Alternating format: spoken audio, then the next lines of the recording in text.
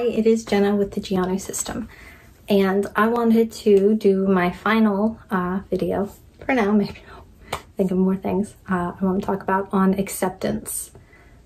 So, and what's funny is this was probably the first thing I learned to accept before I knew I even had alters, before I knew my system was active. And that was self-acceptance, like me individually. Like many of us, I had very negative internal dialogue, monologue, I suppose, because I thought mostly I was just chipping away at myself. And when I first started therapy, my therapist said, they were asking what positive things I knew about myself, and I couldn't honestly think of a single positive. And that seems strange to me now because I've come so far, but I remember really going, nothing. Well, later when we were talking about some trauma that had happened, they asked, well, if you could go back, what things would you say to the little girl who had experienced that trauma? Well, I had enough distance from that memory that I had all kinds of good things to say about her, about how helpful she was and how much she tried. And I didn't think those things about myself, but I could think those things about a part of me.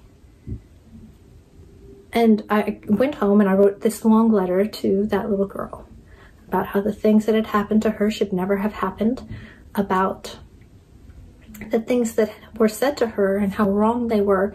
And I had all these positive things about her that I could see. And when I was done, I looked at that letter and I thought, you know, if it was true then, it's probably still true.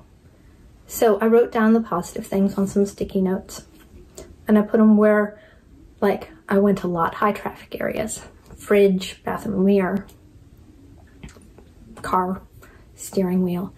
And I told myself, okay, every time I see these, I'm going to read them, like look at them and actually read them. And that's what I did. What I didn't know is that I was retraining my inner monologue. Because like many of us do who've come through abuse, I had internalized the message of my abuser. And there was nothing good in that. And I was reparenting,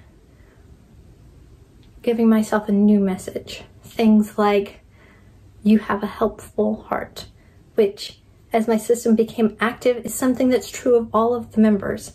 I like to talk about it because I do like the bowl analogy that, you know, if you have a bowl, that is broken, they're all pieces of this bowl. Well, I have found core traits that run through all of us, and I say this is the material that the bowl is made out of. These are things that are true for all of us. And one of them is that we all have a helpful heart. What we think is helpful is wildly different, but we all want to help. One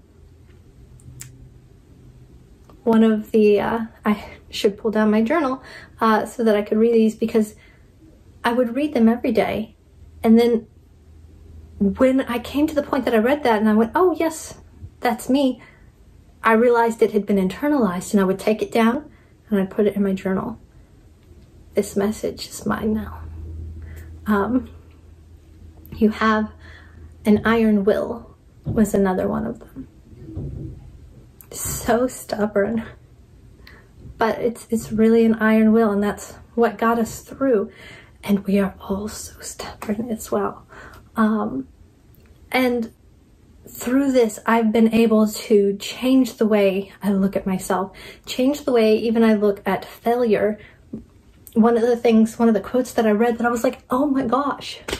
Now I tell my boys this all the time. They said that you don't need to be afraid of failure because this is the only way humans learn. Think about how a baby learns to walk.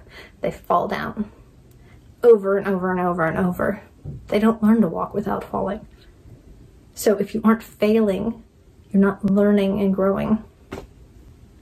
So to think, okay, this is just a human thing. To fail is not, I'm not going to receive punishment for this. Failing means I'm growing, I'm learning. And then to take this new inner dialogue of positives, of strength and courage and compassion, and slowly begin to incorporate them just into, I'm cooking, oh, there's my sticky note, and read it, and not even trying to apply it to myself, just reading it. It sunk in. And I've become so much healthier. My whole perspective about the world has changed. And it wasn't quick. It was like over the course of 2 years. But it was just these little practices. So I hope those suggestions and ideas are helpful for you too, because self-acceptance is something that we all need. If you have any other wonderful things that you have stumbled upon that helped you, please put them in the comments.